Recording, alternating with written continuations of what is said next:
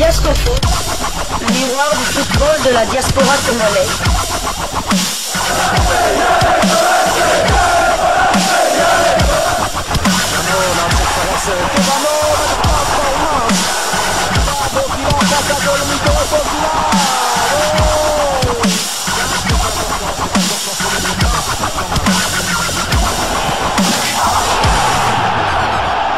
Diasco Foot, le miroir du football de la diaspora congolaise. Vous êtes sur Diasco Foot, le miroir du football de la diaspora congolaise. Diasco Foot vous dit bonjour, tout le plaisir est pour nous de vous retrouver, mais surtout de savoir que vous êtes nombreux en train de suivre votre chaîne YouTube dédiée uniquement aux footballeurs de la diaspora congolaise.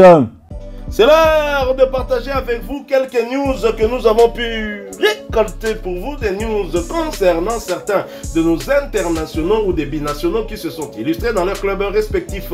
Et cela dans le cadre de cette deuxième livraison sportive de ce mardi 20 août 2024, une livraison que nous débutons par le Portugal. Après Chancel Mbemba, c'est le tour de Simon Banza d'être écarté du groupe pro. Donc deux internationaux congolais de Sébastien Desabre écartés de leur équipe, alors que la saison dernière c'était les piliers de leur équipe, pratiquement les meilleurs joueurs aussi de leur équipe. Mais bon, comme nous souvenons, l'un meilleur buteur, l'autre deuxième meilleur buteur, alors qu'il est défenseur. Donc bon, Mondo Ezaka a intérêt, donc chacun Mondanko. Donc on oublie vite hein, dans ce monde, c'est malheureusement ainsi. Le journal portugais Abola affirme que l'international congolais Banza a été retiré de l'équipe première du SC Braga pour des raisons disciplinaires. Il s'entraînera désormais avec l'équipe B. Signalant également que l'attaquant congolais aurait souhaité de quitter le club du Portugais, mais les offres reçues ne plaisent pas au président Antonio Salvador. Après avoir rendu des bons et loyaux services au club de Braga, Simon Banza est renvoyé en équipe réserve alors qu'il y a encore quelques mois, c'était un demi-dieu du côté de Braga. Rappelons que Banza a terminé deuxième meilleur buteur du championnat la saison dernière avec 21 buts. Derrière le Suédois du Sporting Lisbonne, Gyökeres, Banza a égalé le nombre de buts marqués par un joueur de Braga en une saison. L'ancien record était détenu par Chico Gordo, donc Banza l'a égalé. Donc depuis la création du club de Braga, depuis la création du championnat portugais, aucun joueur de Braga, je dis bien aucun joueur de l'équipe qui a sanctionné Simon Banza n'a marqué plus de buts en une saison de championnat que lui. Ça n'existe pas. Donc c'est malheureusement ainsi. Banza avec Braga, c'est 37 buts en 89 matchs. Donc, comme le joueur veut partir, comme les offres que le club de Braga a reçues ne satisfont pas le président Salvador, donc on a sanctionné Simon Banza. Il ne peut plus jouer avec le Braga, il doit jouer avec l'équipe réserve. C'est vraiment malheureux, c'est vraiment malheureux. Moi je déplore ça, tout comme nous avons déploré le cas de Chancel Mbemba. C'est regrettable, mais bon, que voulez-vous, le football professionnel, c'est ainsi, il est ainsi fait malheureusement. Et Simon Banza, bien évidemment, qui était déjà annoncé ça et là, hein, et bien avec la saison qu'il a eu à faire. On a parlé un moment de lui du côté de Marseille, mais ça n'avait pas été officiel. Simon Banza qui, depuis la fin de la saison de l'année passée, même en préparation d'avant-saison, il n'a pas vraiment beaucoup joué. Hein, et sa valeur marchande actuellement est évaluée à 18 millions d'euros par le site Transfermarkt. Probablement, la direction de cette équipe du SC Braga voudrait avoir une somme plus ou moins à la hauteur hein, de ces 18 millions d'euros. Peut-être que les offres qui arrivent ne correspondent pas tout à fait à cette somme-là. Donc c'est encore une affaire de sous, une affaire d'argent. Mais contrairement à Chancel Mbemba, dont il ne restait qu'une année de contrat, Simon Banza, il lui reste 3 ans parce que son contrat court jusqu'au 30 juin 2027. Donc là, c'est quand même, on va pas dire que Braga s'acharne aussi, hein, peut-être par rapport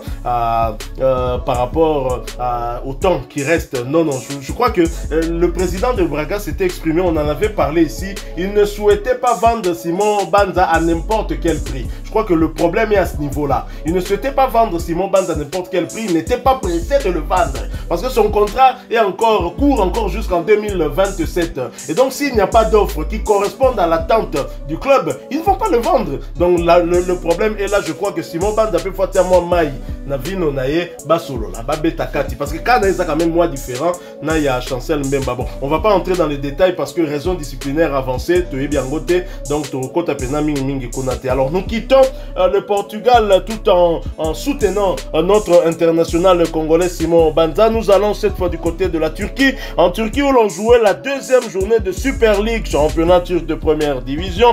Gaziantep qui recevait Samsunspor a été battu à domicile sur le score de 0 contre 1. Sur le banc, à l'entame de ce match, Salem Mbakata fait son entrée sur l'aire de jeu à la 46e minute du côté de Gaziantep. Il porte à 109 minutes son temps de jeu sur les 194 minutes possibles. Il a participé à tous les deux matchs avec son club.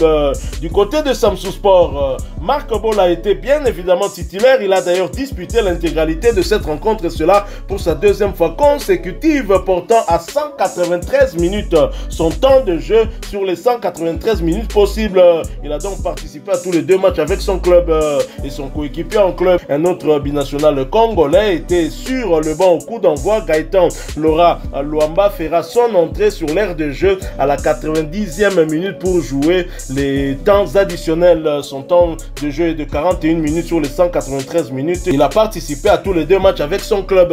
Et prochain rendez-vous pour Gaziantep et Salem Mbakata, ce sera pour le compte de la troisième journée du même championnat et le déplacement sur le terrain de Sivaspor le dimanche 15 septembre 2024, l'heure restant à définir. Sivaspor qui pourrait être, je crois, le nouveau club de Samuel Mutusami. On y reviendra lors de notre prochaine livraison. Et du côté de Samsunspor, le prochain rendez-vous, ce sera également pour le compte de la troisième journée. Un déplacement aussi sur le terrain d'Ataï Sport le dimanche 1er septembre 2024 sous le coup de 19h45 heure de Kinshasa, 20h45 heure de Butembo à l'est de la République démocratique du Congo.